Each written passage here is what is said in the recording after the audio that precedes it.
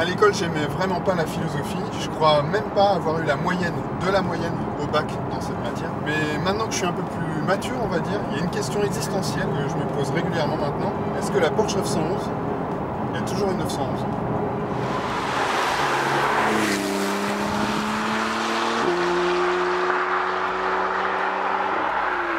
On aurait pu se demander si la 911 est bien la meilleure sportive du monde. Mais ça, c'est trop facile.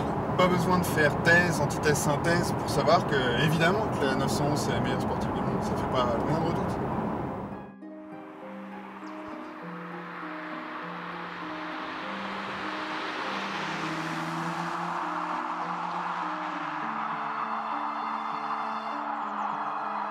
En fait, c'est une évidence dès qu'on s'installe. La position de conduite est parfaite. J'ai les fesses au ras du sol, presque au niveau des talons. Je suis installé à l'horizontale, presque comme un pilote de monoplace, et face à un volant qui est, lui, bien à la verticale. Pour exploiter tout le potentiel d'une telle machine, il faut faire corps avec elle, et là, c'est parfaitement le cas.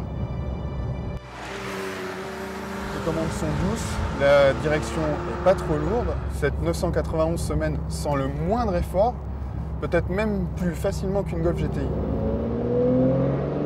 Alors qu'aujourd'hui il fait 10 degrés à peine dehors et qu'il bruine. Ici on se sent bien comme chez soi, on se sent prêt à y passer des heures et des heures pour voyager loin et en prime, pourquoi pas en famille.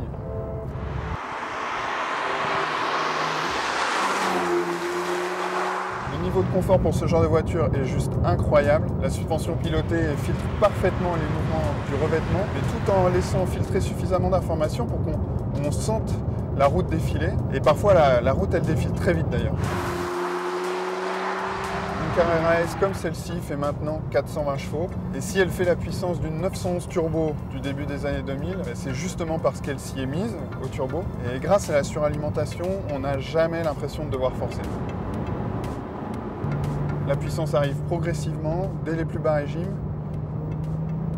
Et ensuite, le souffle du 6 cylindres ne s'arrête jamais.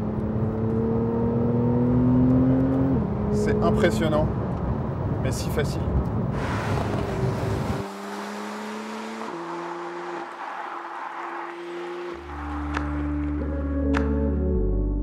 Notre 911 est donc une 991 Carrera 4S. Son flat 6 3 litres biturbo développe 420 chevaux, 500 Nm de couple et s'associe ici à l'excellente boîte robotisée à double embrayage 7 rapports PDK. Comme son nom l'indique, cette 911 compte 4 roues motrices enveloppées par d'immenses Pirelli P0, 245-35 ZR20 à l'avant et 305-30 ZR20 à l'arrière. La suspension pilotée est désormais de série depuis le restylage. Le différentiel arrière à glissement limité est piloté électroniquement et fait varier le couple entre les roues droite et gauche pour encore plus d'agilité. Il est vrai sublime dans cette livrée argent rhodium, ce modèle est équipé de plus de 40 000 € d'options, dont les roues arrière directrices, l'échappement sport, le pack sport chrono, les magnifiques jantes RS Spider Design.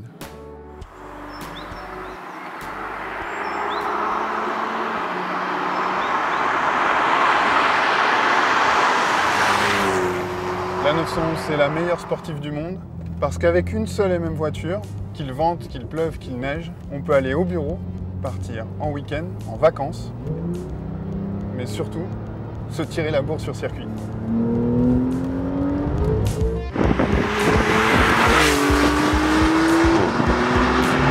La 911 c'est un peu comme votre meilleur ami mais sur roue.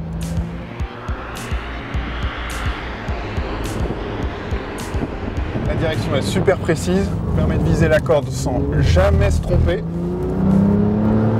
Et puis maintenant que les roues arrière peuvent braquer, ça permet à celle de l'avant de mieux mordre le bitume. La mise en appui est immédiate.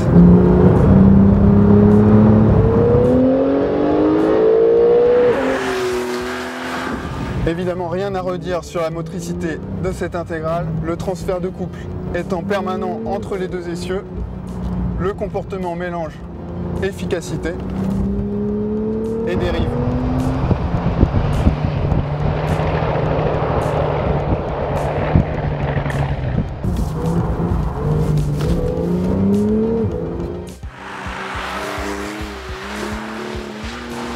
Quant au moteur turbo, il permet de passer d'un virage à l'autre à une vitesse folle. sans même qu'on ait sans cesse à rester au-dessus de 4000 tours minute. Il pousse sans jamais s'essouffler. Incroyable, redoutable. Mais si justement je n'ai plus rien à faire au volant de cette Porsche pour aller vite, où est l'intérêt? Piloter une 911, normalement, c'est mettre la main à la pâte, s'impliquer, donner un peu de soi même. C'est aussi la sentir vivre, c'est dompter un train avant un poil feignant, avec les freins à l'entrée des courbes. C'est gérer un équilibre des masses unique, qui fait osciller le nez comme ça en permanence sur les bosses. Jusqu'ici, c'était flirter avec le rupteur pour obtenir le meilleur du moteur et s'enivrer de sensations mécaniques au hurlement métallique du 6 cylindres et s'offrir un petit morceau des 24 heures du Mans à emporter. Mais là, avec cette 991 Carrera Turbo, je me sens un peu désœuvré, plus forcément maître à bord. Même la boîte PDK, plus intelligente que moi, s'occupe de tout. J'ai aussi le choix entre différents modes de conduite, normal, sport, sport plus, qui permettent d'influer sur la transmission, la direction, la réponse moteur. Moi qui croyais que le seul mode de conduite d'une 911, c'est celui qu'on engageait simplement en mettant le contact. Pourquoi pas remettre le moteur à l'avant pendant qu'on y est? Je sais, ça fait vieux con, mais je vous l'avais dit, j'étais nul en philo.